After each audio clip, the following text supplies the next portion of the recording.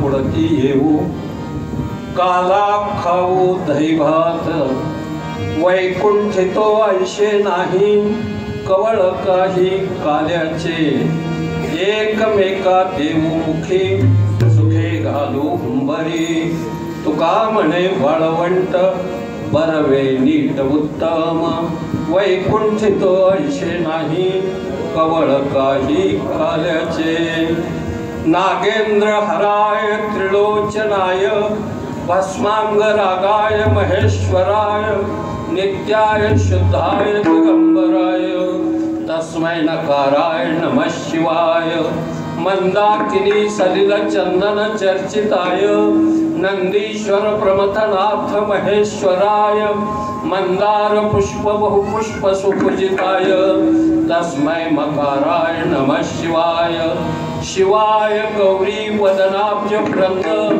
सूर्याय दक्षाभरणाशकाय श्रीनीलकंठाय वृषध्वजाय तस्मै शिकाराय नमः शिवाय वशिष्ठ कुंभोद्भव गौतमाय मुनीन्द्र देवार्चित शेखराय चंद्रार्क वैश्वानर लोचनाय तस्मै वकाराय नमः शिवाय यक्ष स्वरूपाय जटाधराय पिनाक हस्ताय सनातनाय दिव्याय देवाय दिगंबराय तस्मै यकाराय नमः शिवाय आत्मा त्वं गिरिजामती सहचरा प्राणा शरीरं ग्रह पूजा ते विशोपभोग रचना निद्रा समाधि स्थिति संचार पदयो प्रदक्षिण विधि स्तोत्राणि सर्वा गिरो यद्यत् कर्म करोति तदखिलं शंभो तव आराधनं भस्म उटीरुण्ड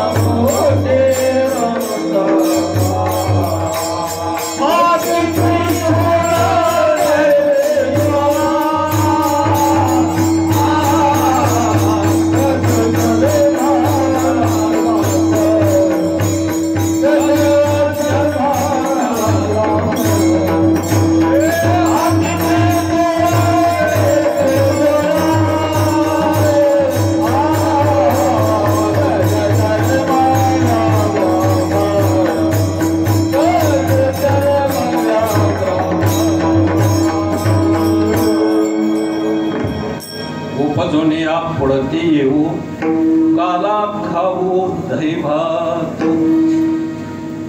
आज आपल्या श्री भगवान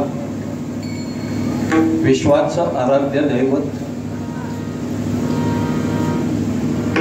शिवसांबत शंभो कैलासपती त्याचं पूर्णत्वाने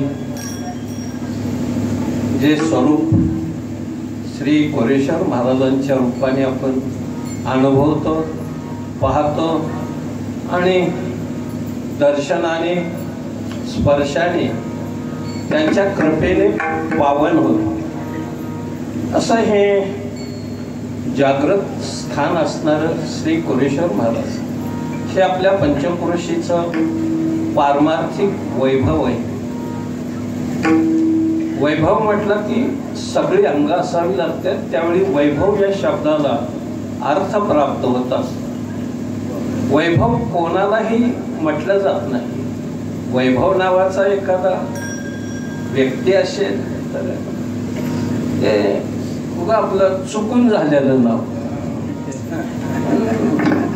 वैभव हे यश, श्री, औदार्य, ज्ञान, वैराग्य आणि ऐश्वर्य हे 6 गुण ज्याच्यामध्ये तो वैभव संपन्न परमात्मा असतो। फक्त बाकी तुम्ही आम्ही जीव आहेत, आपल्याकडे वैभव आहे पण काही मर्यादित आहे।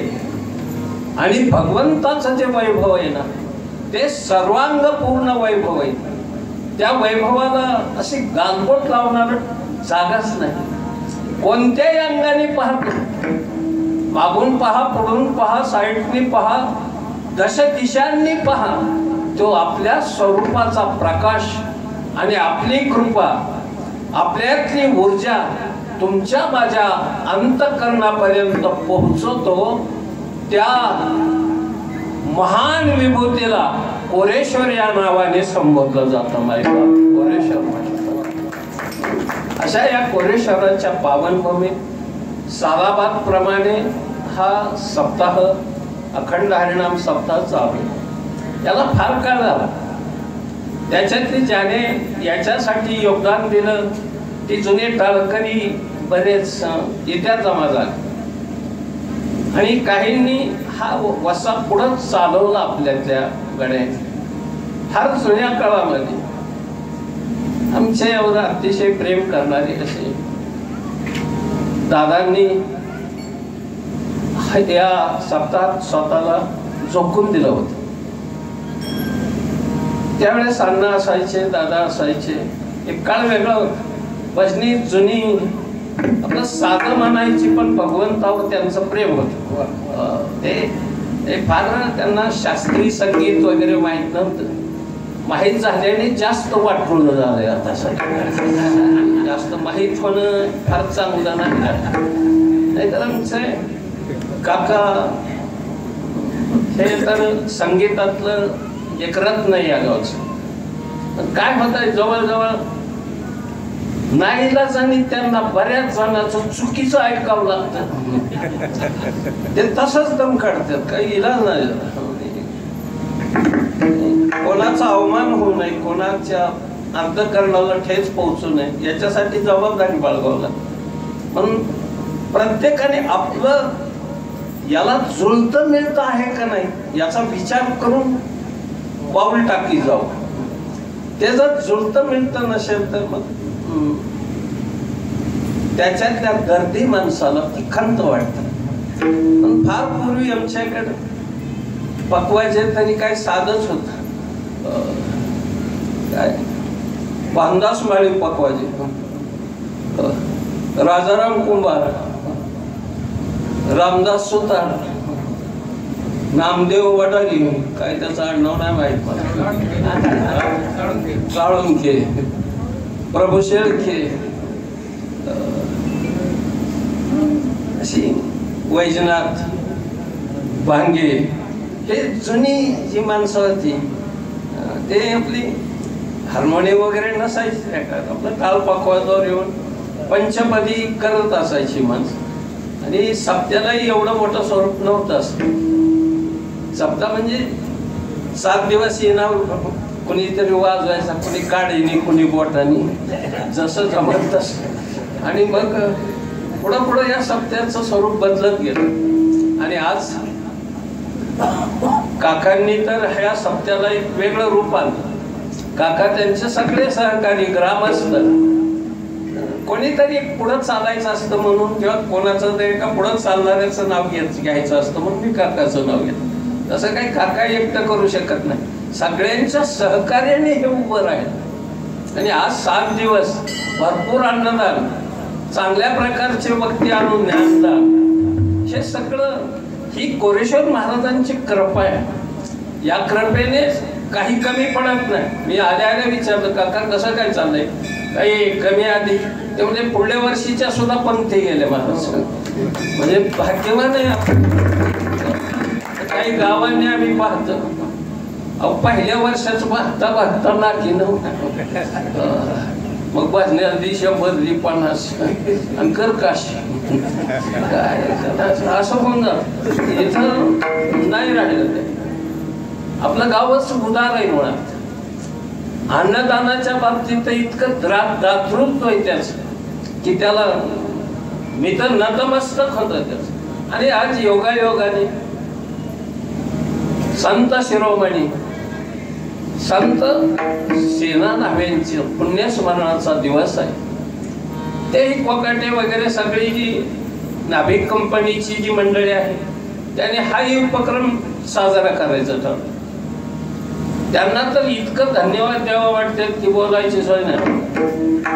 नाहीतर कोण मागच्यांचा विचार करतंय, कोणी विचार करत नाही. पण त्या कुळात जन्माला आलो आपण संत सेना महाराजांची. हे खरंच या लोकांचं भाग्य आहे. चांगल्याच्या संताच्या कुळात जन्माला कुठेही जन्म मिळतो, पण संत कुळात जन्म मिळाला हे अति भाग्यवान लक्षण, अति पुण्यवानांचं काम आहे. म्हणून मला वाटतं या निमित्ताने या निमित्ताने या कोकाटे बंधूंनी मला वाटतं काल्याचा प्रसादही रात्रीची पंगत रात्रीची पंगतही घातली. म्हणजे हुशार आहेत ती लोक, जीव घालून दांड्याला लावली माणसाने. कधी कधी असंही असतं. म्हणून त्यांच्या बाबतीमध्ये धन्यता देत आणि सेना महाराजांच्या पायावर श्री साष्टांग दंडवत घालतात. सेना बैसला निवान विठ्ठल नाम हा रामभक्त होता. सेना नावे हा रामभक्त होता. एकदाच एक जीवनात थोडीशी चूक झाली. पंढरपूरला जाताना त्यांना एक दगड सापडला. ते दगड इतका गुळगुळीत होता, लहानसा होता, चपटा दगड होता. त्याने तो दगड पाहिला, मनात असा विचार आला की वस्ताला लावायला हे दगड लय चांगला आहे. पंढरपूरला जाताना ते दगड पिशवीत टाकलं, पण आतून मधून चापून बघायचं. कळलं आहे का? दरवेळेस पांडुरंगाचं दर्शन व्हायचं, पण त्यावेळेस झालंच नाही. कारण लक्ष कुणाकडे गेलं? दगडाकडे गेलं. मग माघार येतात त्यांच्या लक्षात आलं की दरवेळेस आपण जातो, पंढरी आपल्याला दर्शन दिले वाचून राहत नाही. यावेळेस काय, एक बारका दगड, एक छोटासा, त्या काळात तर त्याला किंमतही नसेल, नवा पैसा सुद्धा. अशा किमतीच्या वस्तूसाठी देव गमवला. त्या दुपटी सकटच दगड फेकून दिला या माणसाने की इथून पुढं या घासण्यासाठी दगडाची गरज नाही, आणि जे घासायचंय त्या वस्ताऱ्याची गरज नाही. मग संत होतो बायबा. ज्यावेळी टाकून देतो सगळी उपाधी, त्यागून टाकतो सगळं. तुम्ही नाही करायचं गड्यांना ऐकत आलं. आपलं कर्म करायचं. आपल्याला जे कर्म ईश्वराने दिले, धंद्याची लाज नसते कोणाची, कोणतीही लाज मानायची नाही. आता मी गोसावी कुळात जन्माला, भिक्षा मागायला लाजायचं काय कारण? आपण जन्मच आपला त्या कुळामध्ये. आता जरी आम्ही दारोदार जात नसले आमचे, की मी आता नाही, मला अजून मी वाटतं की कधीतरी एक येडा मारावाच गावा. कोणचा दिवस निवडावा हे अजून ठरलं नाही, पण मुहूर्तच बरे झालं. बरोबर आहे. ह्या पाडव्याला येतोच. काय म्हणत बरं, आता मी भिक्षेला गेलो, मला माहित आहे मला कमी वाढायची नाही. मला पुती घेऊन जावं लागेल, बापाला चोळे घेऊन जावं लागेल. 5-6 ठिकी न्यावं लागतात गाडी बरोबर. महाराज कसं काय भिक्षा म्हणतात. आता इकडून सुरुवात केली का म्हणतात, एक गट असा तयार होईल. म्हणून मजा असते, आनंद आहे. म्हणून सेना नाव्यांचे देवीदास नावाचे वडील होते, राजाच्याकडे होते. काय झालं गंमत, पण उशीर व्हायचा आणि तेलाची वाटी आणि एक पाण्याची वाटी असायची. वाट्या सुवर्णाच्या असायच्या, सोन्याच्या वाट्या. राजाचे दाढी करायला त्या सोन्याच्या वाटीत तेल ठेवायचं आणि एका वाटीत पाणी, सोन्याची वाटी. पण देवीदासचा हा मुलगा सेना नाही, ज्यावेळी दाढी करायला गेला त्या राजाची, त्याचं लक्ष त्या सोन्याच्या वाटीकडे जायचं. इकडं हात चुकायचा नाही. लक्षात आलं, 2 काम एका वेळेस येत नाही. गुरुवाला लय ब्राह्मणांना सुद्धा येत नाही. एका हाताने आरती, दुसऱ्या हाताने घंटी. हात आरतीचा फिरायला लागला, घंटीचा बंद होतो. आणि घंटीचा चालू झाला की आरतीचा बंद होतो. ही दोन्ही काम फक्त आमचा बाळूचा पोरगा चालू. गंमत आहे अशा प्रकारचे. हे दोन्ही पक्वाजाला दोन्ही हात चालवलाय, त्या ताळाला दोन्ही हात चालवला त्या, म्हणून ही उभा राहण्याचा अधिकार ह्या गड्यांना प्राप्त झाला.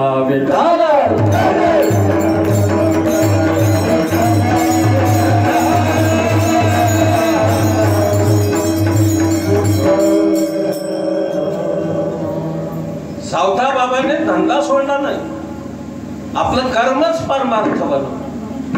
सेना नाव्याने व्यवसाय सोडला नाही, सदन कसायाने मांस विकायचं सोडलं नाही, त्याने त्याच्यात राम पाहिला. तुकोबरायाने शेती करायची सोडली नाही, केली शेती सुंदर. ज्या कुळात जे परंपरेची व्यवसाय आहेत ना, त्या व्यवसायाला कधी लाजायचं नाही. माहिती, जो व्यवसायाला लाजतो ना त्याच्यावर उपाशी राहण्याची पाळी येते. व्यवसायात थोडा बदल झाला असेल, बदल होणं स्वाभाविक. वस्त्रावर पहिली धार लावायची गेली असेल, पण प्लेट तरी वापरावं लागतच ना त्याला. सुतारकीतलं गेलं पहिलं, पाचरं ठोकायची. त्या रामदासच्या ते म्हातारेच काय नाव होतं, चोपन काका. ते जरा टिफन आणली एखादी आणि त्याने भरली टिफन, आणि दुसऱ्याने कोणीतरी म्हणलं की नाही दाढी जरा लुच आहे, थोडी ठोका. अरे चलन झाली हजार नाही म्हणायचं, नाही नाही थोडी ठोक. मग ती नेटाला लावली, इतक्या जोरात ठोका टाकायचं की ती टिफनच फाटाळायची. तुला नको म्हणत होतं मी. म्हातारला गेली तर घोडा असायचं त्यांच्याकडे, लई तानायचो आम्ही माळाने ती गोंदा पडलो मी घोड्या. कुणाच्याही घोड्यावर बसत जाऊ नये, ती घोडा अंग काढून घेत असत. घोडा असावं तर आपला असावं, नसलं तर काय नाही. मला बारामतीच्या एका कार्यक्रमाला गेलो त्यावेळेस वाहनानंच एसटीने उतरलो, चालत झाले. तिथल्या एका माणसाने मला म्हणलं महाराज चालत आला तुम्ही. म्हणलं बाप बप्तरच्या गावाला म्हणलं चालतच जा तुम्ही. म्हणला मग तुम्हाला एक सायकल देतो. म्हणलं मला काय सायकल नाही नाही तशीच देत. आता बारामती करायची सायकल म्हणल्यावर घेतली मी फुकाट. काय काय वेळेला घेतो माणूस फुकाटचं म्हणलं. मला त्या दिवशी कळलं की एखाद्याने मीठ जर 2 पोते फुकाट दिलं तर मरायचं गाव. ते सायकल आणली 60 हाता नसताना रेमाते बळच आणली मी. त्यावेळेस सायकल 100 रुपयाच्या आत भेटत होते, हरकुलास वगैरे अशा चांगल्या सायकली. तिला 40-50 रुपये खर्च आला त्या टोबावरती बदलवण्या. पण फेरियल खराब वाटायचा. पायडेल मानव बसायला लागले की कुत्रं साठकायचं, आणि 2 पायडेल हाणलं की चैन पडायची. मग मला लोक विचारत काय झालं महाराज. म्हणलं काय नाही झालं. मग एक लाबराचा तुकडा घेतला आणि त्याच्यावर लिहिलं हे असंच चालायचं भागवान. कुणी आलं की तो काय चालू म्हणलं की महागवाच. हे असंच चालत असतं. संसार त्याचं नाव आहे मायबाप, जे असंच चालत असतं. कोणाचाही परिपूर्ण झालेला नाही. पण संत सेना महाराजांचं वाटीकड लक्ष गेलं आणि त्याने जायचं. राजा म्हटला सेना आज तुझं चित्त ठिकाणावर नाही, तुझं लक्ष कशाकडे. म्हणला महाराज चुकलं म्हणून मी ह्या वाटी सोन्याची तुमच्याकडे, त्या वाटीकडे लक्ष देतो. ही वाटी कमवायला आयुष्य लागलं आम्हाला आणि हे तुम्ही तेलाला आणि पाण्याला वापरताय. म्हटलं काय अवघड. सतत राम नाम म्हणणारा सेना त्या वाटीने भुलवला मायबाप. रामनाम गेलं, सोनं आलं. आणि मग ठरवलं त्यांच्या मनात अभंग आला तुकोबरायचा. काय म्हटलं की परमार्थ करणाऱ्याला सोने रुपे आम्हा प्रत्येके समान. काय करायचंय त्याच, याची गरज नाही. आणि त्या दिवशी त्या सोन्याकडे माती म्हणून ज्या महात्म्याने पाहिलं त्यांचं नाव सेनानाथ. हे सेनानाथ आणि त्याच्या कुळात जन्माला आली ही म्हणलं. धन्यवाद त्यांना. आणि बाबांच्या महाराजांच्या पायावर डोकं टेकव आणि कथेकडे वळायला हरकत नाही. विठ्ठल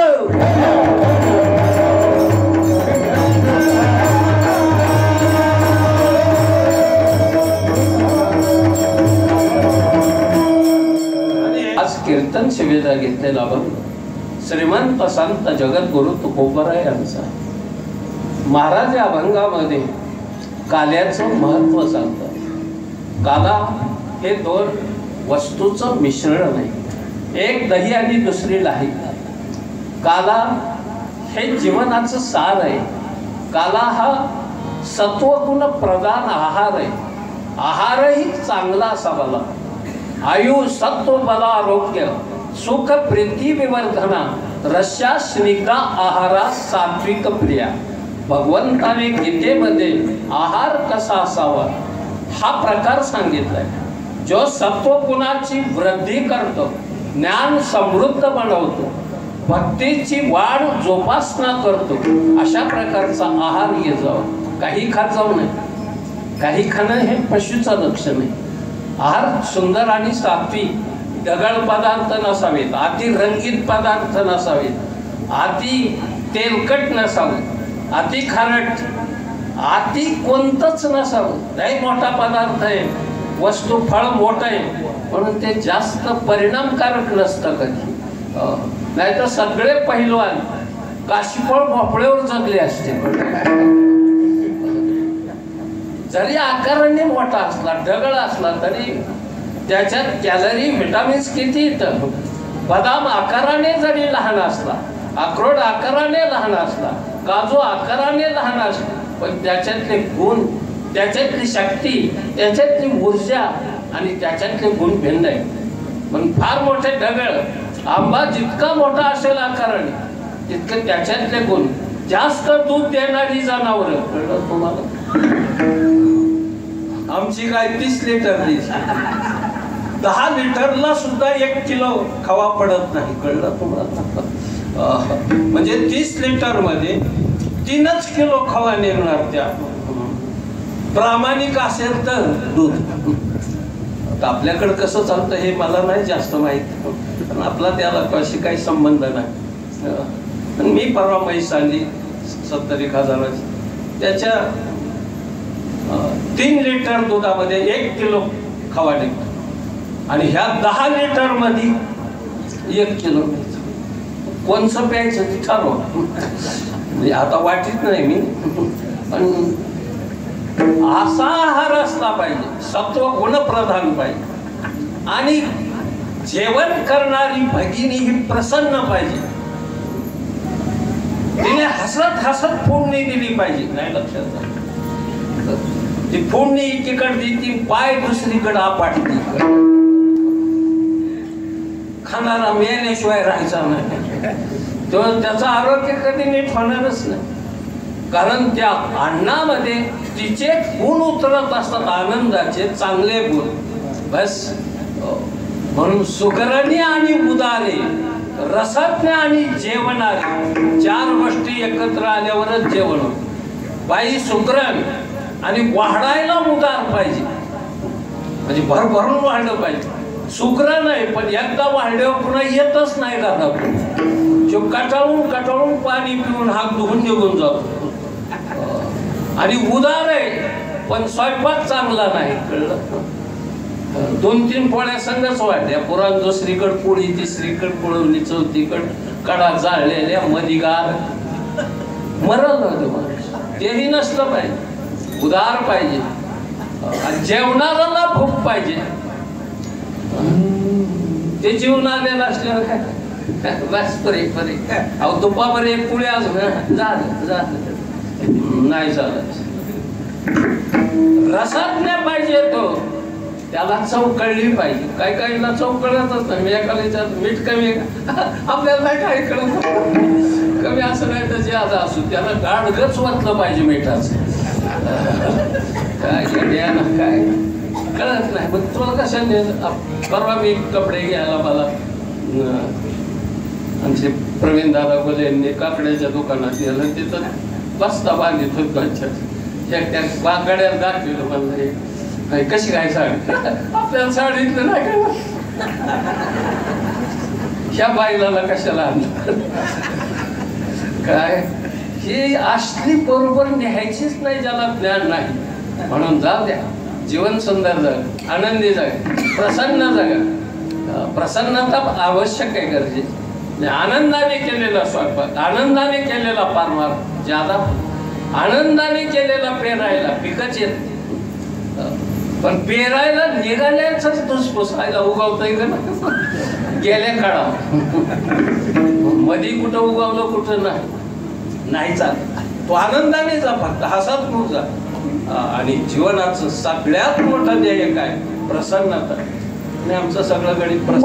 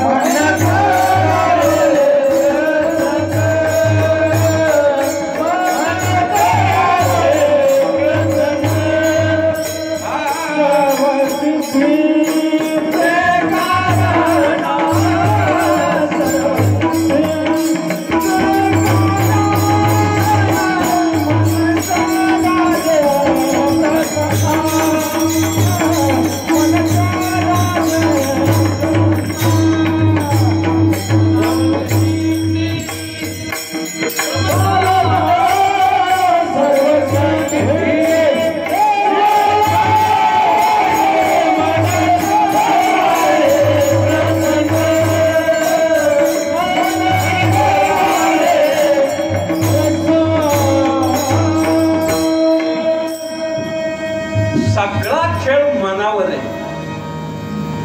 मन सिद्धीचं कारण मन साध्याचं कारण मन प्रसन्न असेल तर आपल्या सर्व कार्यसिद्धी परिपूर्ण होतात मनावर आहे सगळं म्हणून भगवान सांगता तू मन हे माझ्या भजनी मन मला दे मनमना भाव मत बघतो मग त्याच माम नमस्को मलाच नमस्कार मनाने कर तुम्ही नका देवळात एखाद्याला येत जातात मनाने डोळ्यासमोर कोरेश्वराची मूर्ती ती तुमचा उद्धार करून जाईल पण मन पाहिजे चांगलं मन निर्मळ पाहिजे गंगेसारखं पाहिजे नाही तर मन ढवळलेलं सारखं हे करू का ते करू का दररोज नवीन नवीन उपक्रम राबवून नसतं चालत एकाला पानाड्याने एका जणाला 60 फुटावर पाणी सांगितलं की 60 फुटावर पाणी लागलं त्याने विचार केला एकाच जागेवर 60 फुटावर लागण्यापेक्षा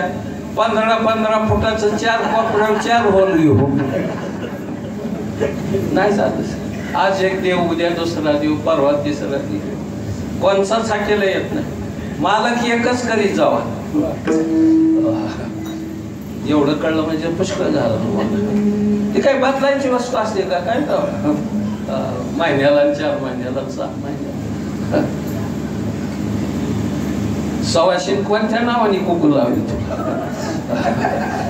जरा विचार करून जगत जाऊ जगतानाही तोच प्रयोग करत जाऊ हे जीवन आहे पण काव्याच्या कीर्तनामध्ये अवांतर काही सांगू नये काय सांगावं काव्याच्या कीर्तनामध्ये चरित्र देव उच्चारावे केले तेरे गोकुळे हा केले तेरे गोकुळे केले तेरे गोकुळे चरित्र देव उच्चारावे केले तेरे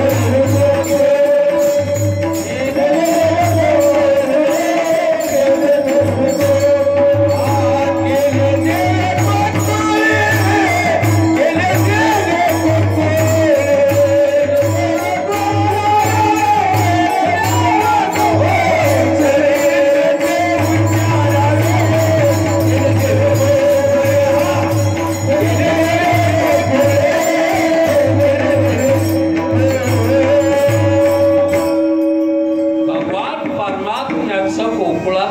चरित्र आहे त्याचा उच्चार करायला सांगितलं आणि हा उच्चार करण्यासाठी त्याचं नामस्मरण करण्यासाठी तो खूप बरं सांगतात मला या भूतलावर एवढ्यासाठी जन्म पाहिजे आणि मी ती भगवंताला मागणी करतोय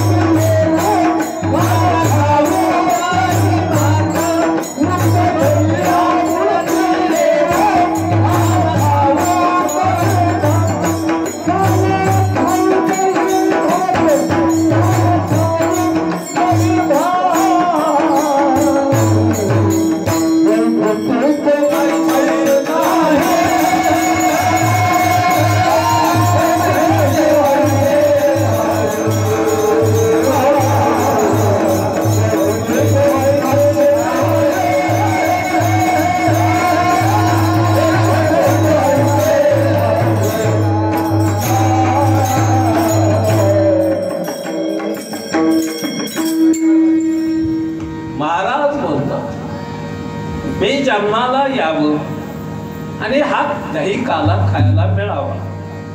जन्माला येणं इतकं सुखप्रद आहे का की जे सहज रीतीने मनुष्य जन्म मिळतो. 84 लक्ष योनी फिरत फिरत कधीतरी मनुष्य जन्माचा वारा लागतो.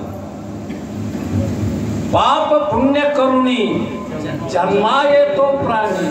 अरे एक कितीतरी घटना लागत्यात आहे त्यावेळेस मनुष्य जन्म मिळतो.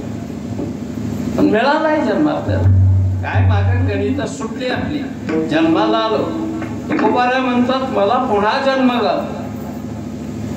काय जन्माला येण्यातलं सुख आहे काय सांगो गर्भीची माझा भोगिता नारायणा मांस मळ मूत्र जाना तुझं क्षणोक्षणा ध्यातसे. भयंकर कष्ट आहे गर्भवासाचं. विष्ठा लेपच उकडे नाकी तोंडी क्रमी किडे गर्भवासाचे दुःख गाणे कव्हणा पुढे सांगावे. अरे एवढं दुःख आहे. नवमास कष्टलाशी 10व्याने प्रसूत होशी येताची कर्म जाण मान तुझे अडकले आकांत ते जननीये दुःखे धाय मोकले. अरे एवढं कष्ट भोगून जन्माला यायचं ते कशासाठी निव्वळ काला खाण्यासाठी. तुकोबाराला एकाने विचारलं महाराज तुम्ही तर वैकुंठात राहा मग वैकुंठामध्ये काला नाही का.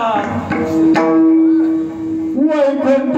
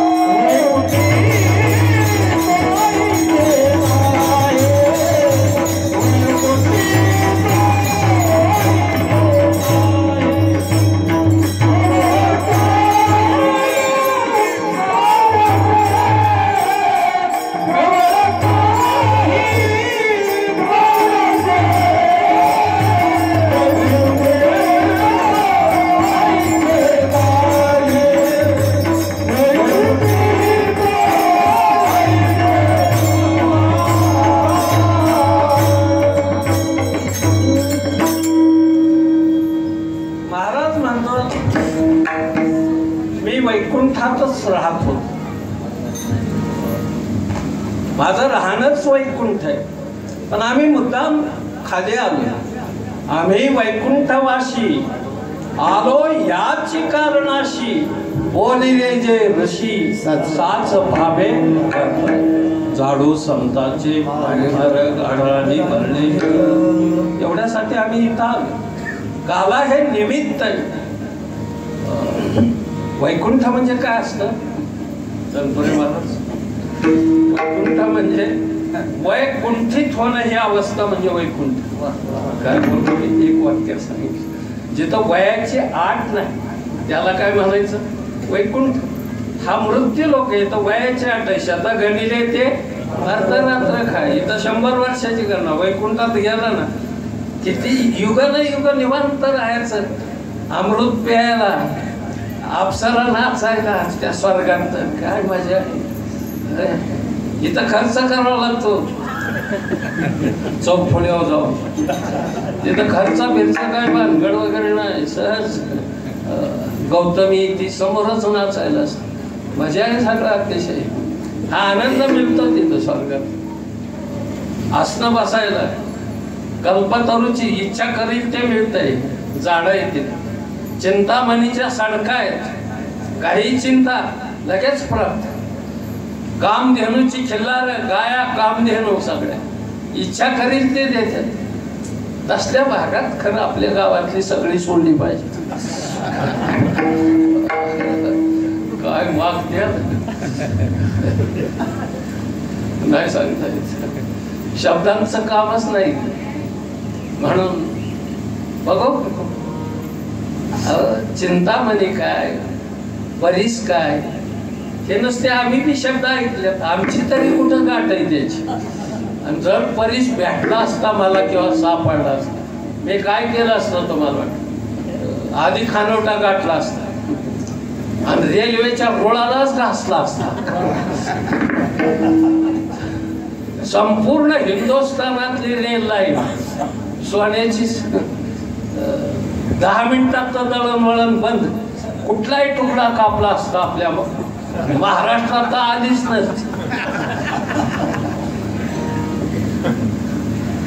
तिने चाक सुद्धा काढून दिली असते. काय ठेवीत नाही ते. काय किती वाईट घटना घडतात. काय चालू आहे सध्या अतिशय बेकार. परवा पुतळा पडला राजांचा, महाराजांचा. कमकुवत काम, व्यवस्थितपणा नाही, घाई, एकामेकावर दोष देत मोकळं व्हायचं. कोणी निषेध करायचा, कोणी त्याचं समर्थन करायचं. रोज कटाळा येतो ऐकून ऐकून. अतिशय कोणालाच इच्छाशक्ती चांगली नाही. अंतःकरण वृत्ती बंडाने फोपावलेली, विद्रोही वातावरण आहे. मत्सराचा भाव आहे. कधीच नव्हतं असं सध्या चित्र आहे महाराष्ट्रात. अतिशय सलोखा नाही. जाती जातीमध्ये संबंध चांगले नाही सध्या राहिले. असाच काही काळ निघून गेला तर भयावह स्थिती राष्ट्राची तयार होईल. कोणी कोणाशी बोलणार नाही, कोणी कोणाला हाकेला हो देणार नाही. एखाद्याच्या घरावर दरोडा आला तर शेजारी उठायचा नाही. एखाद्याच्या दारात वाह घेऊन बसला तर त्याच्यासाठी कोणी दुसरा एखादं पडलं ऍक्सिडेंट मध्ये हातपाय मोडून उचलणार नाही दुसऱ्या जातीचं. कारण ह्या जातीचं विष इतकं समाजामध्ये पेरलं गेलंय किंवा जातंय. आज किती टोकाला गेलंय. आज कोणी कोणाच्या हाकेला बोज देणार नाही पाहिजे.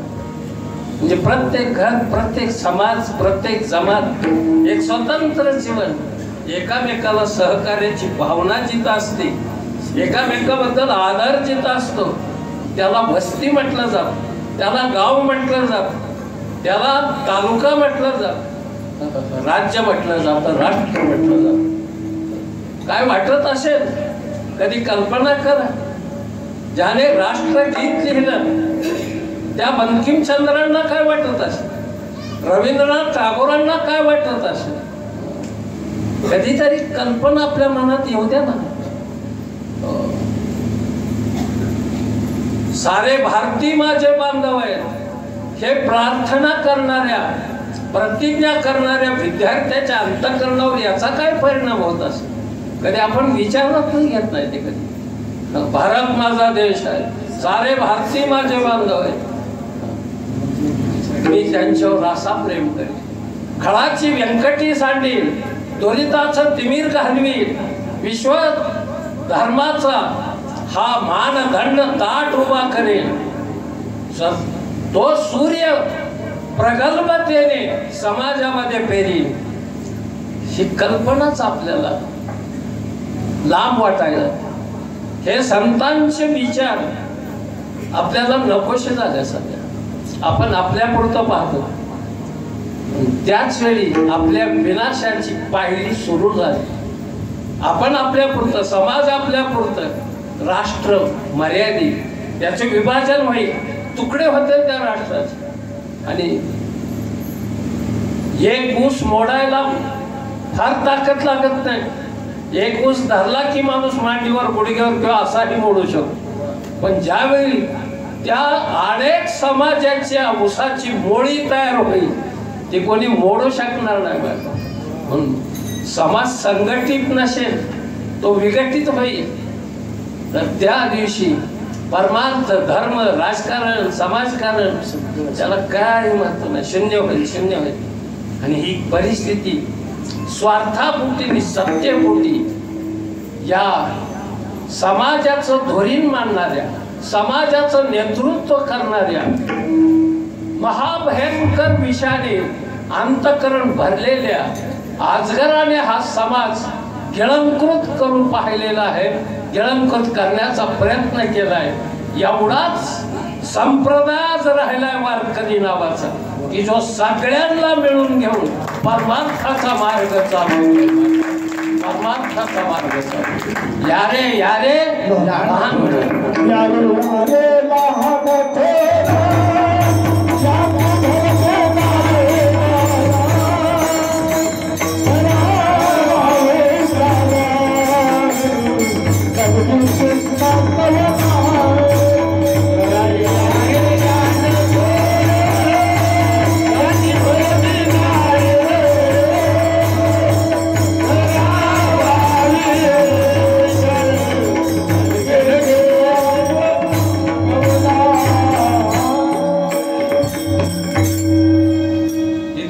नाही, नीच नाही, जात नाही, सगळ्या जातीचे संत.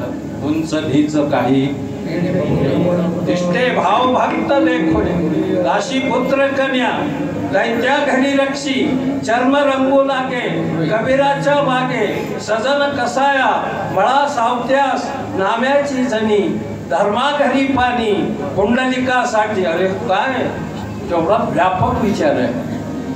असा विचार फक्त संतच करतात, साधूच करतात. हा विचार समाजात पेरण्यासाठी उपजून या पुढती येऊ. दैवात ते निमित्त वैकुंठात पुण्य आहे तोपर्यंत स्वर्गात वगैरे राहत आहे. शिने पुण्य मृत्य लोक विशांती. सगळ्यांच्या पाठ बघत आहे पुण्याची पाऊली सरे, सवेची इंद्रपदाची उठी उत्तरे, आणि येऊ लागती माघारे मृत्यू लोक. सगळ्यांना माहिती कोण्या मार्गाचा. मग तुकोबराने एखाने प्रश्न विचारला, महाराज तुम्ही म्हणता की दही लाही याचं मिश्रण खाण्यासाठी आम्ही जन्माला इथं जन्माला येऊ, मग तुम्ही एकटेच खाणार का? त्याच्यावर किती व्यापक विचार तुकोबराने अभंगाच्या ते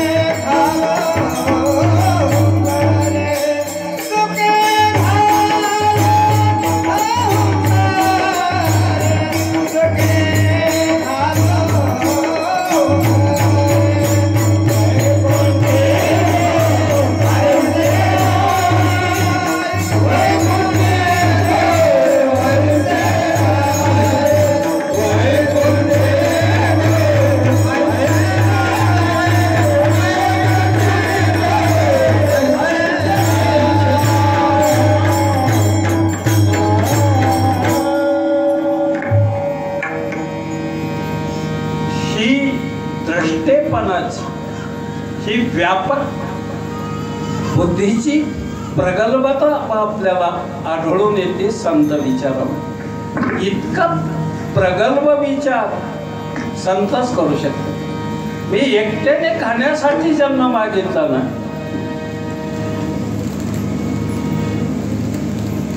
किती खाल्लं तरी समाधान नाही. यांना भस्म्या रोग झालाय काय नाही त्यांना कळनाच, समाधान नाही. एकमेका ते म्हणजे हातात सुद्धा नाही. कारण हातात मिळालेला घास तोंडात जाईलच हा भरवसा नाही. काय हातात घेतलेला घास मुखात जाईल याचा भरवसा नाही ना. म्हणून मुखी म्हटलंय. याच्यात आणखी उंची वाढवली त्या विचाराची. तो तोंडातच येतो. कारण हातात घेतलेला माशी पाखंडित सारी मग तोंडापर्यंत नेईपर्यंत राहिलंच याची खात्री नाही. म्हणून मुखातच घास घालू आम्ही. एकमेका देऊ आणि सुखे घालू, आनंदाने हुमरी घालू. गायाकडे गेलं. हुमरी एक प्रकार आहे, गाया वळण्यासाठी वापरला जातो. लांब गेलो कपिले करून मोठ्याने आरडायचं त्या गायच्या. हो हो हो हो हो करून असं आरडायचं. त्याला हुमरी म्हटलं जातं. ज्याने गाया गुरं वळल्या त्यांना कळतं. गाया खाणाऱ्याला कसं कळायचं त्यांना नाही माहिती. ज्याने गाया सांभाळल्या त्याला हे ज्ञान असतं. गाया बी लई खोडीर असतात काही काही लई खोडीर. मग त्याला मालक त्याच्यासाठी काम करतो. रस्त्याने चालल्या होत्या गायाचा कळप. त्याच्यात सगळ्या बऱ्याच गाया अशा खपड होत्या, म्हणजे ताकदवान नव्हते किंवा मांस नव्हता. पण एकच गाय अशी होती की ती लठ्ठ्या होती, ताकदवान होती, जातिवंत खिलारी होती. त्या गायीने विचारलं तुमच्या तब्येती इतक्या का खालावल्या? ते म्हणजे मालक आमचा बाईला पुढची राहिलेली चिपडा आम्हाला टाकतो. आम्हाला डायरेक्ट वैरण नसती, कशा पुढचं टाकतोय बाईलाच हे जशी आमचं लागलेलं. पण तू लाठ्या कशी काय? म्हणजे मी मालकावर कुठं बसले इकडं.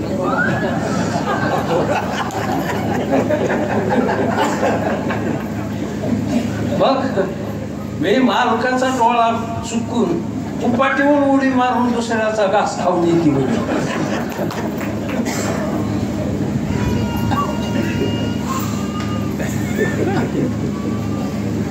असल्याची संगत कधी जाणार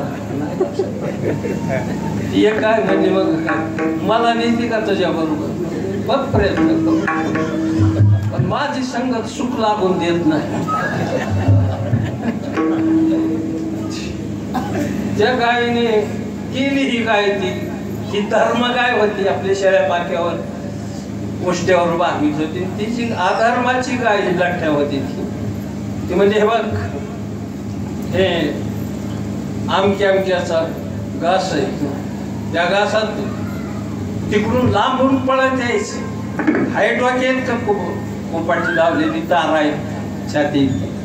पण भर असं इतकी उडी जोरात मारायची माग का स्वतःलाही लागलं नाही पाहिजे. पुढच्या पायाला आपल्यातच उडी पडली पाहिजे. सारावलेली गाय. कळतं का मी काय बोलतो?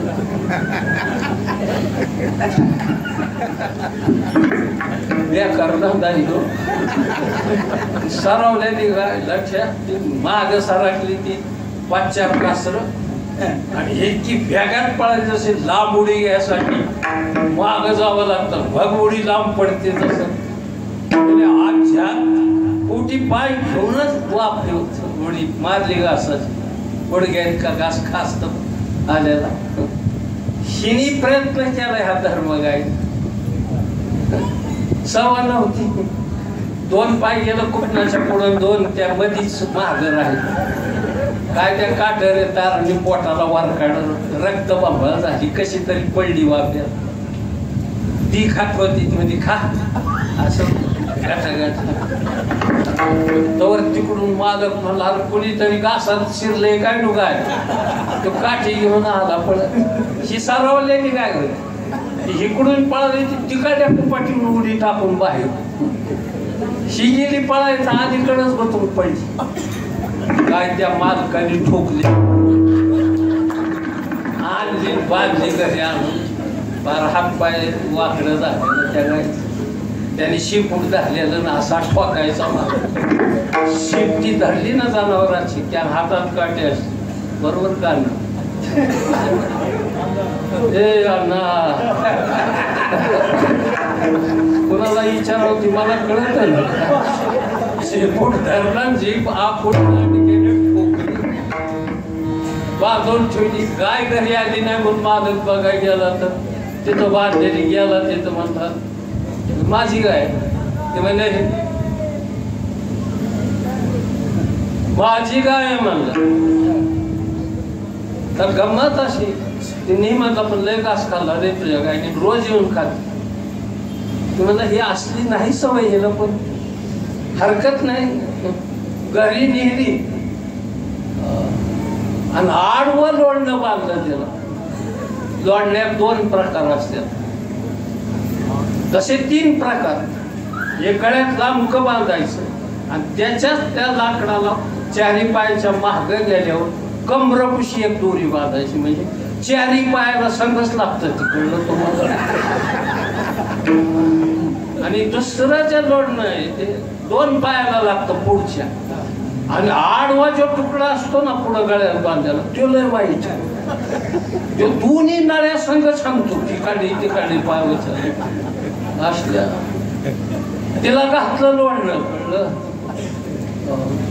एकच चूक कुणाच्या संगतीला गेली फळाची संगती उपयोगासी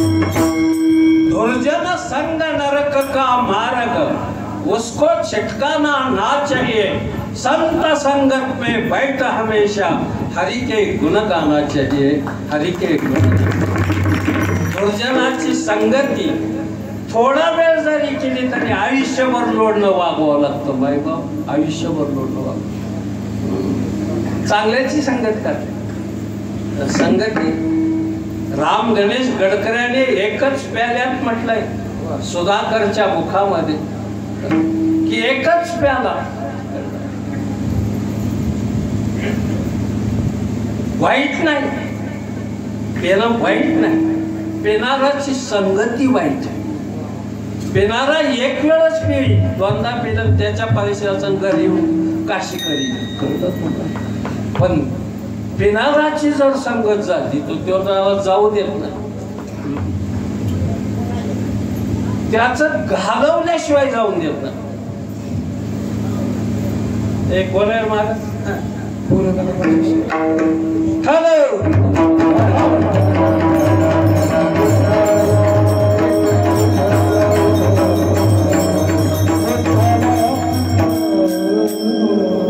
माझा अंकुश आहे अंकुश तेच आहे का नाही का एकच माणूस असा आहे अंकुश नावाचा किती व्यसन असतं नाही त्याची सुटली असेल किंवा नाही मला माहित नाही पण पाया पडणं बिगर दक्षिणाचं कधीच पाया पडलं नाही तो पठ्या माझ्या कधीच नाही एकच गावात ते एक माणूस काय त्याला गुन्हा मला माहित नाही त्याचं हिमत जबाबदार आहे कधीच दक्षिण नाही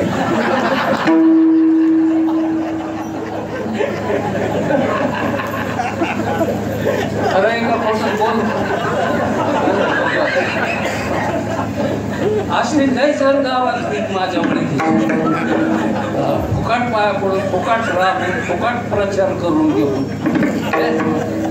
मी बी ओळखून सोडले. मी काय दुसऱ्या गावचं पाणी पितोय का काय गाव तिथलंच पाणी ना मला असं बाहेर काही नाही पण याचाच भाव येते. हा पुतण्या ना हा पुतण्या आला देव नाही म्हणजे कीर्तन संपायची वेळ आली असा त्याचा अर्थ आहे.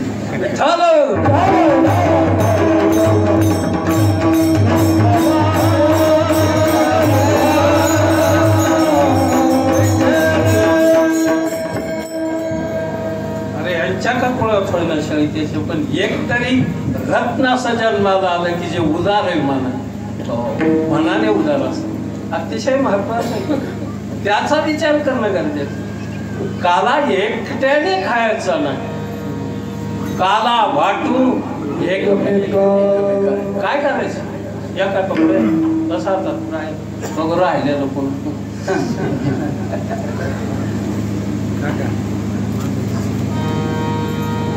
बस बस बस यार बरोबर इकडे सगळे इथे पुरा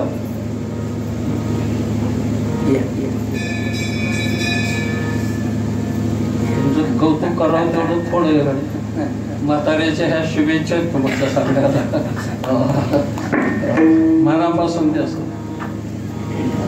हे कष्ट लागतंय. हे सप्ताह स्वामी तारखा घेणं त्यांनी सांगायचं पुन्हा फोन कर. आम्ही काही एका फोनवर तारीख देतो जय बिलेंदर जात महाराज नावाचे 5-5, 6-6 वेळा त्याला फोन करायला लावला. पुन्हा दाद्याचं बोलणार आणि गेल्या वर्षी असं झालं त्या वर्षी यंदा पाऊस पाणी चांगलं आहे नदी वाहती म्हणून काय काळजी नाही सगळं चांगलं चाललंय आपल्याला. म्हणून जीवनात सुंदर आहे. आपल्या गावाला काय नाही दोन्ही बाजूनी गंगा वाहत्यात आहे कोकणीच्या पुन्हा मधून कानवळा आहेच भरभरून वाहती ती बी आता काही काळजी नाही. जाण्या येण्याची अडचण होती इकडं वाघपिशेमाळ्याकडं तर तिकडे पण झालं. आता मला आडच दिसा ना त्या दिवशी मग गाडी उभा करून बघितलं का त्या आडात उड्या हाणायचो काय काय गोष्टी जातात निघून काळाच्या ओघामध्ये. फार चांगला होता जुन्या काळामध्ये पण आता ते नुसते आठवणी राहतात. ज्या ज्या ठिकाणी जाईल ते आठवण वगैरे एक पांडुरंगाच्या पुढे दगड हैरावले ते आहे का अजून आहे का करक भरले आम्ही त्याला जाऊन घासायचो. कुठेतरी सांगितलं म्हातारे माणसाने करक उतारणार दगड रगडून घासल्यावरती आपोआपच शिरा मोकळ्या व्हायच्या. दगड थोडासा वाटला होता काय ती काकाचं चुलत अजून ती सगळी मंडळी दहीहंडीला दादाजवळ निशाण मूर्त इकडून निघायची ती सिद्धेश्वराच्या रस्त्याने जाऊन पुढं महागारी गोकुळाष्टमी साजरी व्हायची. ते म्हातार कपाळावर दोन्याचा गोळा ठेवायचा बरं का तुम्हाला सांग कपाळावर दोन्याचा गोळा नाचत नाचत नाकावरून जिभेवर आणायचं बरोबर ना का आपण लहानपणी पाहायचो आम्ही काय मजा होती नाही का ती. आषाढ महिन्यात अंगात यायचे तो बाहेर त्या अंगातल्या बाहेर घ्यायला काय सगळ्याला कोणी राहिले सगळ्यात नंबर 1 आमची खास आका असायची काय नाचायची चिमणेवणी. अजून कोंडीबा 2 तडे तिकडून हासोडी घेऊन आमच्या मळ्यातलं ते काय नाव त्याचं लालसिंग हा छडी घेऊन येणारी मग आषाढातली यात्रा लिंबाचा पाला कोणाच्याच खरं अंगात नाही पण उड्याला आणायचे अंगात देऊन मी विचारायची हिरवी जाऊन कळलं येतं का करावं लागतं आणि वाजल्यावर नाचलं माणूस जास्त मजा होती. खरं काळाच्या ओघात सगळं लुप्त होत गेलं नाही सजा कोणी नाही. मुसलमानाचे डोला निघायचं काही आम्हाला माहित नव्हतं आम्ही हिंदू ते मुसलमान असली भानगडच नव्हतं. त्या डोल्याच्या पुढं त्या आवाज पेटला जायचा इथं आणि त्या डोल्याच्या काठ्या धुळला करून नाचायचं सगळ्या जणांनी आम्ही परस्पर नाचायचं त्या जाळाच्या बघ ती मुसलमानही नाचून आमचा पिता पाडायची नाचून गेले. याशीन ते सगळे इथले हसन होते काय हा इब्राहिम हे तर ती राहत गेले. त्याच्यात 2 डोलं निघायचं आपल्या गावात, एक तिकडून मळ्यातून फकीराचा एक त्याच्यात मी 2 जाती त्याला सगळीकडे वाटलंच आहे. कुठं शिया कुठे सुनी, कुठं नवं करार, कुठं जुनं करार. ख्रिश्चनामध्ये नवं बुद्ध, जुने बुद्ध, बुद्धामध्ये बी आपल्या बी हिंदुत्व काय वापस नाही राहिले. कशाला मानतो बाबा आव्हान मागते धरली तरी चालेल हातात काही बांधायची बरं जसं जुळत तसं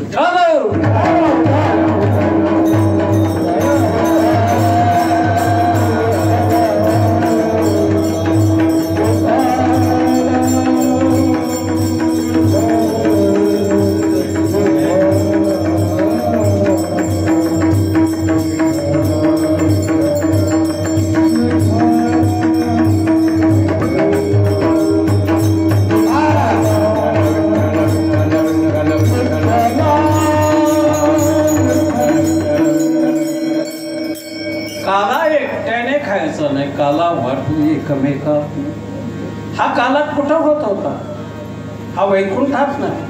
काही काळ पंढरपूरला अजूनही काला, द्वारकेमध्ये, वृंदावनामध्ये, गोकुळात हा काला खायला भेटायचा. आणि वारकरी संप्रदायाने ठरवलं की सगळी माणसं, सामान्य माणसं ही गोकुळात, वृंदावनात, पंढरपूरला काल्याला जाऊ शकत नाही. मग अखंड हरिनाम सप्ताहाच्या निमित्ताने त्याचा शेवट आपण काल्याच्या कीर्तनाने करू आणि इथं त्यांना हा काल्याचा प्रसाद आपल्याला मिळतो.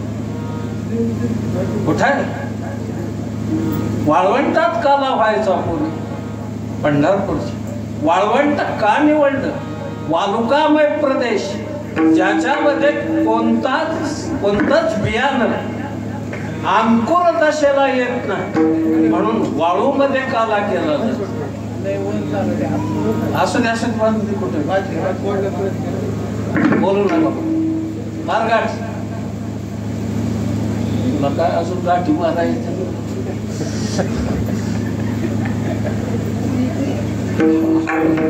हळूच काय गंमत आहे. हा जो काला आहे ना, तो काला असा आहे.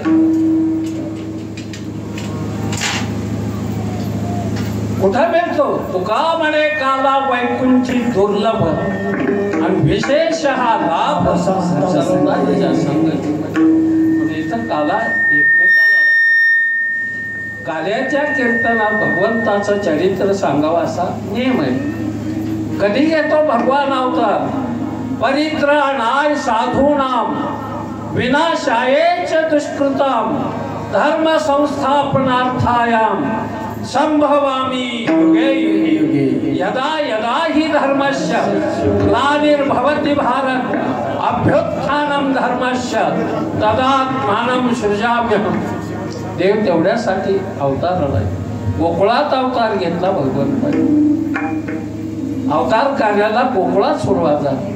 वसुदेव देवकीच्या पोटी मथुरेत अवतार झाला जरी असला तरी कार्य सगळं बालपणीचं गोकुळात घालून.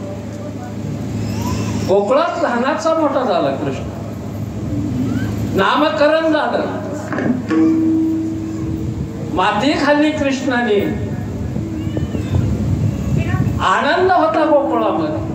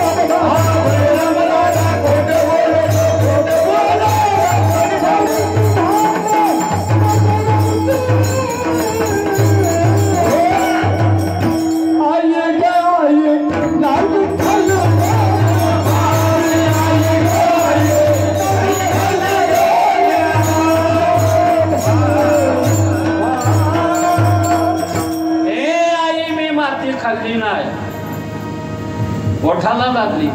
किती मोठा चोर असला तरी एखादा माग ठेवतोच तो. मग खात स्वतःवरून स्वर्ग गाठ असा भाग. म्हणून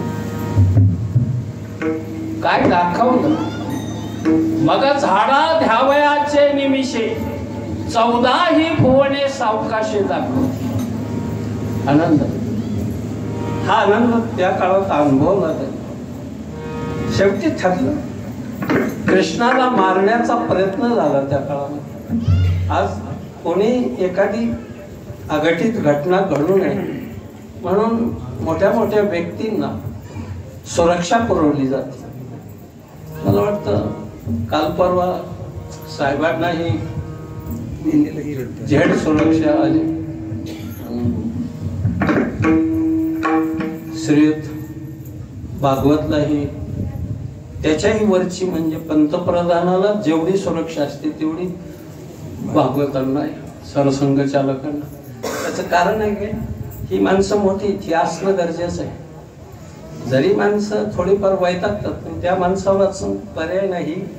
बारकीलेच बाडगुळ येत राहू कळलं त्यांचं काय चाललंय तेच कळत नाही. त्यांच्या बाबतीतले विचार करणं बरं नाही. म्हणून कृष्णाने गोपाळांना सगळे घेतले. सगळे गोपाळ जमा झाले. सगळेजण गोपाळ तब्येती अशक्त. दही दूध लोणी चोरून खायची मंडळी त्या काळामध्ये. त्यांना मारण्यासाठी प्रयत्न केला कंसाने कृष्णाला मारायचा.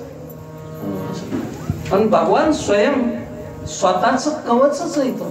त्याच्या इच्छे मात्र करून सगळं विश्व चालतंय. त्याला कोण मारणार हो. एक बाई पाठवली पुतना नावाची. राक्षसीनच होती पण सुंदर बनली, अतिशय सुंदर. पद्मिनी किंवा गौतमी म्हणा किंवा पाठीमाग मस्तानी म्हणा, या सगळ्या स्वरूपाला गाळून तयार झालेली होती ती. सुंदर, इतकी सुंदर बनली. भोया सुंदर, धनुष्यासारख्या, ललाट उत्तम, केस कुरळे, लांब सडक पिंढरीपर्यंत आलेले, नितंब सुंदर, डोळे हरणाच्या डोळ्यासारखे मृगाक्षी होती. ओठ गुलाबाच्या पाकळ्या चोरगळल्यासारखे, दंत पंक्तीत फोडलेल्या डाळिंबासारखे दिसायचे. अतिशय सुंदर रेखीव आखी बनलेली ती. कंबर 18 इंचाची. जितकी कंबर लहान असेल तितकं स्त्रीचं सौंदर्य अधिक असतं असं शास्त्रात म्हटलंय. आता टेपच पुरत नसेल तो भागवून त्याच्या बाबतीमध्ये फार चर्चा करणं अयोग्य आहे. निसर्गाने त्याला जसं शरीर दिलंय तसं. पण सौंदर्य म्हटलं की कटिंग वगैरे पाहिजे. लय डेअरी सुटलेला माणूस सुद्धा माणसं इतरांना आवडत नाही. असं माणूस बी शेप पाहिजे. असं थोडं लय फार मोठं कॉटन तीन वगैरे चालताना त्रास होतो. वजन वाढव गुडघे दुखल्या. पुन्हा उचलताना काही उचलताना म्हणजे आपलं पाय उचलताना त्याला त्रास होतो. तुम्ही त्याचा शेवटच केला सगळ्यांनी. मी तरी काय तुम्ही अर्थाचे तर असले अर्थ काढीत असेल. आमच्यासारख्या साध्या भोळ्या वक्त्याने काय बोलावं. अतिशय कधी कधी गंमत वाटते.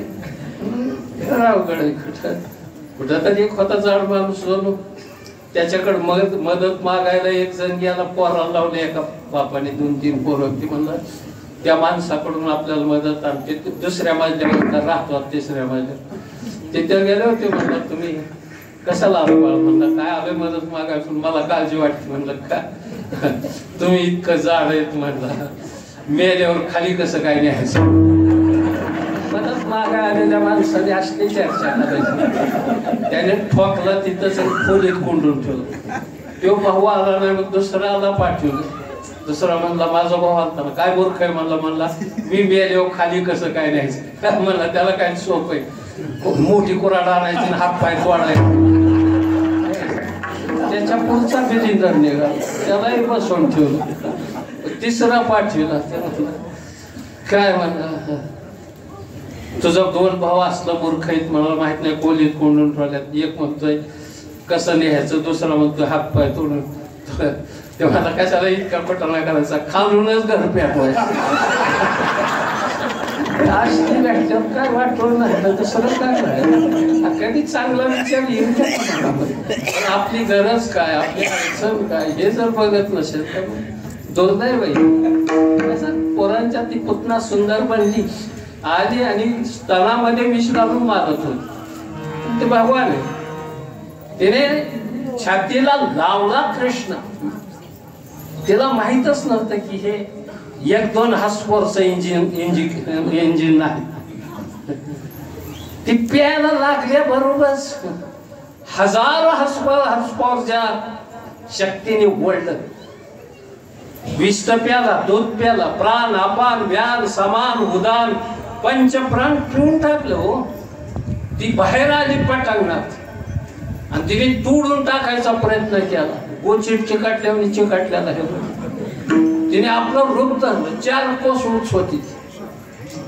जेव्हा पडली ती खाली महागाशी उतारली. 5-50 झाडं मोडली. गाया गोरं मिली दबून बरीच. आणि काय आवाज झाला, सगळे कृष्ण सापडा. मग एखादी वर बघितली. कृष्ण वर मलबार हिलवर खेळत होता. शिड्या लावून खाली काढला कृष्ण. असं सांगतात की 56 कोटी यादवाला 8 दिवस काम केलं ती तुकडं तोडून जाळायला. इतकी मोठी होती ती बाई. पण सोशिली पुतना न लागताची क्षण एका क्षणात संपली. महाबळ भट संपवला. कपट्या महाबळ भटा दिले पिढेदान. सोशिली पुतना न लागताची क्षण अंगणी रांगता उपटिले विमला अर्जुन. आणि माती खाताना वदनी दाखवली फोने. असा माझा भगवान परमात्म्याने लिहिला. रास क्रीडा केली. 6 महिन्याचा दिवस आणि 6 महिन्याची रात. गोपी नाचत होती. गोपीच्या अंगातून घाम गळत होता. बेभान झालेल्या होत्या गोपी रास क्रीडेमध्ये. त्या घामाने खाली चिखल झाला होता जमिनीवर. सगळं साधू संतांनी तो चिखल उचलला. त्याच्या गोळ्या तयार केल्या. गोपीच्या अंगातून निघालेल्या घामाच्या चिखलातून गोपी चंदन तयार झाला. मायबाप जो आज कपाळाला लावतो आपण, तो गोपी चंदन. असं होत नाही मायबाप. इतकं त्या देवासाठी करावं लागतं. तेव्हा देव लालाटी लागतो आपल्याला. जाऊ द्या, बरंच चांगलं सांगितलं म्हणजे आपल्याला ज्ञात नव्हतं किंवा तरी माहीत असलं तरी पुनरुक्ती म्हणून का होईना. म्हणून भगवंताने अनेक खोड्या केल्या. शेवटी ठरलं की कोणाच्या दाढी बेणीची गाठ, कोणाच्या घरात जाऊन दही दूध, कोणाच्या घरची वासरं सोडून दिली. एक बाई म्हटली होती त्याला गोवळण, माझ्या घरी आला तर एका बुक्कीत दातच पडली.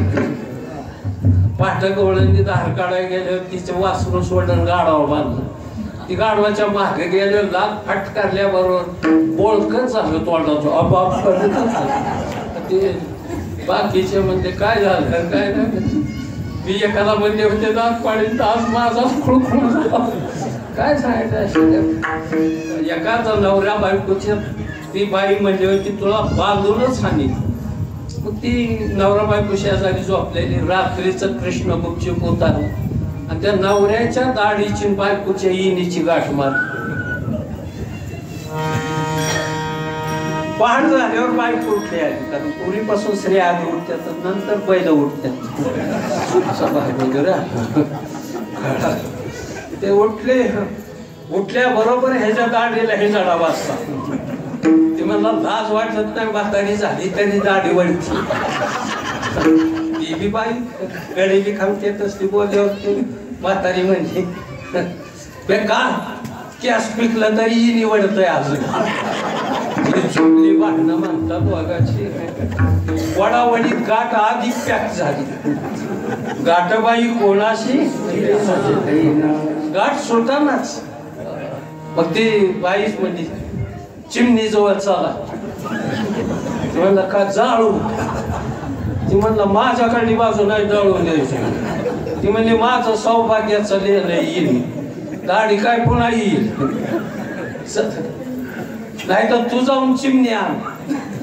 ती पुन्हा चिमणी आणाय पळाली की ह्याला हिंजाळा वाचला. अगं म्हणला आता कुठेही जायचंय ना तर तो आगाने नाही सुटली गाडी. ती जळालाच. नैनम छिंदंती शस्त्राने नैनम दहती पाव.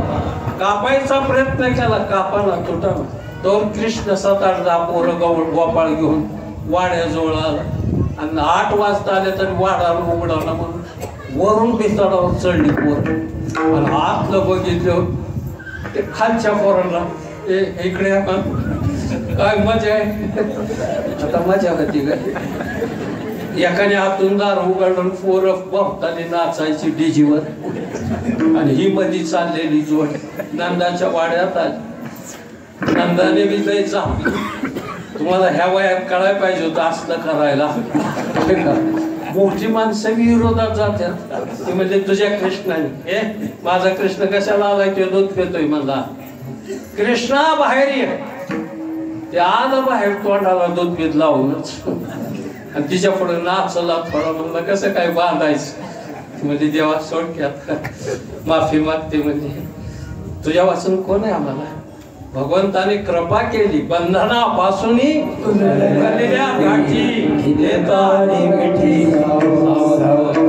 अशा अनेक फड्या केल्या. शेवटी गोकुळात राहावं का जावं. कृष्णाला सांगावे गोकुळे राहावे का जावे. गोकुळे राहावे का जावे. कृष्णाला सांगावे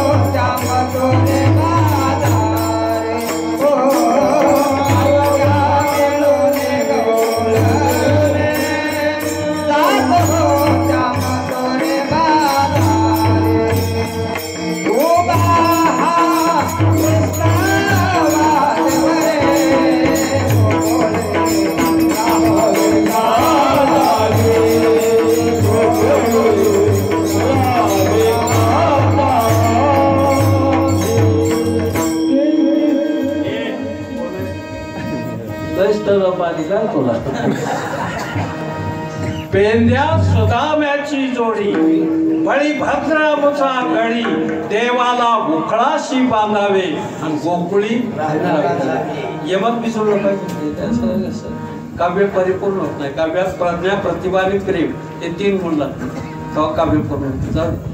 त्याचा विषय नाही. कधी योग आला तर सांगून. शेवटी गायनकडे पाठवून तिथेही खेळ खेळले होतो. तो आट्या पाट्या लगोऱ्या विटी दांडू चेंडू चौगुला आणि हमामा हमामा बोला हमामा बोला हमामा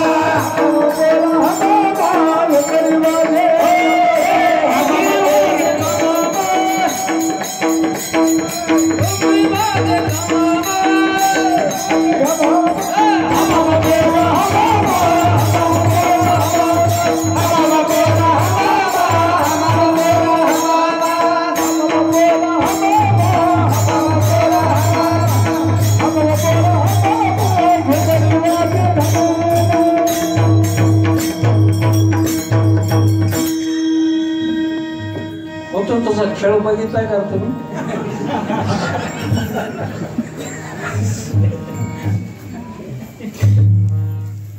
किती मोठ्या स्पर्धा झाल्या मागल्या महिन्यात.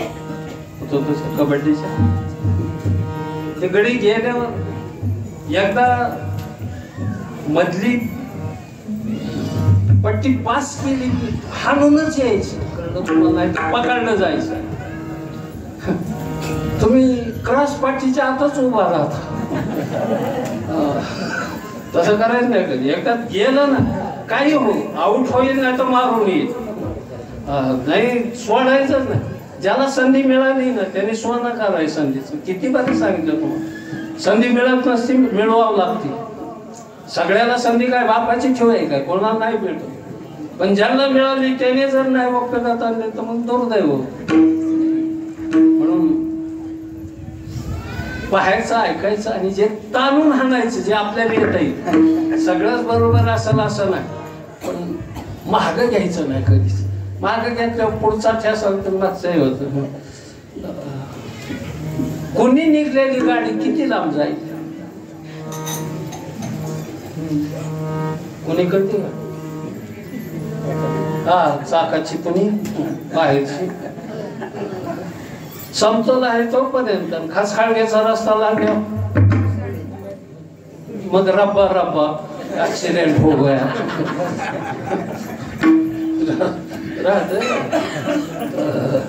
कुणी कधी निष्ठून द्यायची नाही, कसलं का असं. तुंबरानावर का फिराना नसती गाडी, धाव पडायची का होईना, पाणी वतून हाणायची, पण गाठायचंच करत. चूक थोडी झाली. एकाची केस होती कर्जत आमच्या, आणि शेवटची तारीख होती, हजर राहायला पाहिजे. आणि साधं बिडीचं हे समोर खंडोबापर्यंत गेला. एकच बिडी एकच काडी होती डबड्यात. त्याला वाटलं तर तिकडून वारं वाहत आहे, तिकडं जर पिटली इजली काढी तर बिडी वाढायचं तरच जाईल. मग गावाकडं, कोऱ्या गावाकडं पाणी केलं, बिडी पिटली. अजून कमाली सिटी शहरापर्यंत आला महागारी. म्हणा काय बोलतोय, किती केस येत होता. एक गाडीने एक बिडी इतकं घालवती, कळलं. लक्षात ठेवायसारखं. दयानंद महाराज तरच तुम्हाला बोलणारा माणूस आहे, तुम्हाला कोणी बोलत नाही. त्यावरती कसं काय असं चला 2 तास तुम्ही सुधरावं, तुमच्यातल्या चुका दुरुस्त व्हाव्या. आणि कोणी आपल्याला म्हणू नये की तुम्ही कोरेगावच्या परिसरात असं. एवढ्यासाठी बोलतो मी तुमच्याशी, नाही माझं तरी तुम्ही काय वैरीत का, आणि कसं का काय नाही तर मातीच जा. मला काय केलं, मला काय करायचं काय, माझंच राहिलंय की द्या. 70-75 ओलांडून गेलेलो माझा नाही. मी माझा धंदा पाहिजे तसा करूनच घेतो तुमच्या. मला काय येत नाही हे मला माहित आहे, पण तुम्हाला येत आहे त्याचा फायदा मी करून घेतो, ह्याच्यात माझी बुद्धी. माझं ज्ञान त्याच्यात साठवलं. महाराष्ट्र ठोकतो एवढा म्हणजे फुकट होतोय. लेचन पेचन असं कच कमकुवत असल्यावर मारत्या ना तिकडं मला. नाही, कोणी काय करत नाही. आणि मी माझ्या गावाचा स्वाभिमान आहे.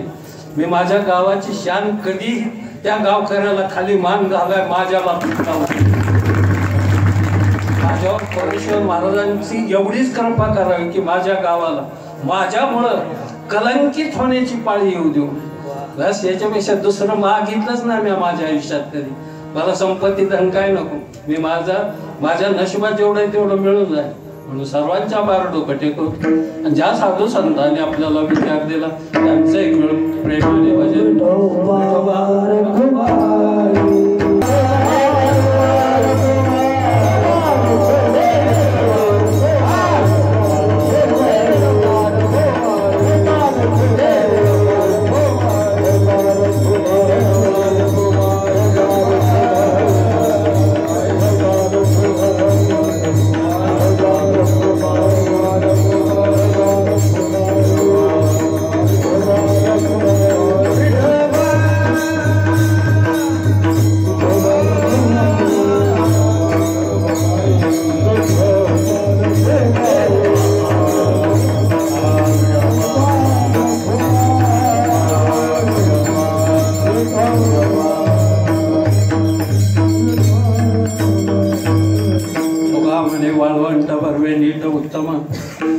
काला वाटो एकमेका वैष्णवनिका संभ्रम कंठी धरला कृष्ण म्हणे अवघा जनी प्रकाश. काला वाटो एकमेका वैष्णवनिका स्वात्मया ब्रह्मादिका उत्तम लोका दाखो. तुका म्हणे भूमंडळी परमेश्वर कृपेने हा अखंड हरिनाम सप्ताह असाच वृद्धिगत होत राहो. दरवर्षी नवनवीन उपक्रम याच्यातून लाभावे. सर्वांच्या मुखात या काल्याचं प्रसाद जावा आणि सर्व सुखीला संतु सर्वे संतु निरामय. सर्व विश्व मांगल्याने भरावं आणि प्रत्येकाच्या चेहऱ्यावर आनंद मिळावा. एकमेकावर आत्यंतिक निरपेक्ष प्रेम राहावं आणि आपला प्रपंच, आपलं कुटुंब, आपलं गाव, आपला समाज हा गुण्या गोविंदाने नांदावा. त्याचं एकामेकाशी कसलंही वैमनस्य नसावं. आणि या दरबारात, या सभा मंडपात आलं ते सगळं विसरून जाऊन नव्या जोमाने, नव्या ताकदीने आपण आपला प्रपंच, आपला संसार, याबरोबर जो कोणी निराधार आहे, कोणी अपंग आहे, कोणी निराश्रित आहे, त्याला आधार देण्याचा प्रयत्न कोरेश्वर महाराजांच्या कृपेने आपण सगळेजण करून हे विश्व एक सुंदर स्वप्न विश्व हे बनवण्याचं संतांचं, त्याला थोडासा आपल्या परीने हातभार लावून आणि आनंदाचे आवाहन मांडू या जगात. सगळीकडे आनंदाने, आनंदाच्या डोही आनंद, हे आनंद सगळ्यांना लाभावा. आपल्या सगळ्यांच्या सहकार्याने चालू आलेली परंपरा आपण काकांच्या माध्यमातून चालू राहील आणि पुढं परंपरा आणखी पुढं चालूच राहील. दयानंद महाराज होतील, जातील, नसतील, पण ही परंपरा महाराजांची, कोरेश्वर महाराजांची, या परंपरेला कोणीही तडा घालू शकत नाही. मायबाप ही चालत राहील आणि ती चालवीत ठेवण्यासाठी एकच प्रार्थना कोरेश्वर महाराजांना करेल की या सगळ्या कार्यकर्त्यांना आयुरारोग्य संपन्न आयुष्य लाभावं.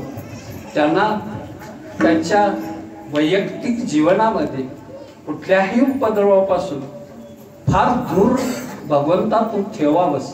त्यांना सद्विवेक, सद्विचार आणि सारासार बुद्धी त्यांची सातत्याने जागृत राहावी आणि धर्म कार्यासाठी सातत्याने आपला हात वर राहावा.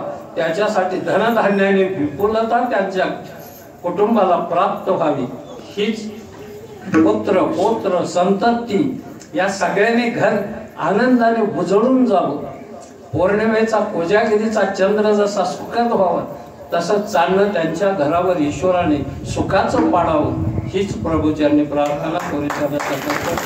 आपण तुमचा आदर राखता, आम्हाला बोलवता, न बोलवलं तरी मी येणारच आहे. त्याच्यात ते माझं आहे आणि माझे तुम्ही माझे, मी तुमचा. त्याच्यामुळं मला बोलवण्याची गरज नाही. काका तर कधी मारल्या महिन्यात एका म्हणजे होती ध्यानात आहे का कुणाच्या तरी उद्घाटनाला होता पुणे तर डॉक्टर शेखा मी म्हणलं लिहून ठेवली. त्यांना आधी दाखवली की तुम्ही सांगायच्या आधी ही तारीख लिहिलेलीच असते. नवी डायरी घेतली कारण गोंधळ होतो पुढे कधी कधी ती लिहून जातील. मग त्या पुढच्या पार्टीला नाराजीत घालावं लागतं किंवा अशा अडचणी आम्हाला येतात. मग ते काही ठराविक कार्यक्रम तो उपक्रम आम्ही पुढच्या वर्षीचा लिहूनच ठेवतो. इतकी खात्री असते आम्हाला की तोवर आम्ही जगू. इतकी पावडर जर कोण असेल तर महाराज नावाची जात. अरे घडीचं बरं असं नाही, कशाला पुढच्या काही 12 सांगतात 2-2, 3-3 वर्षाच्या तारखा गेल्यात.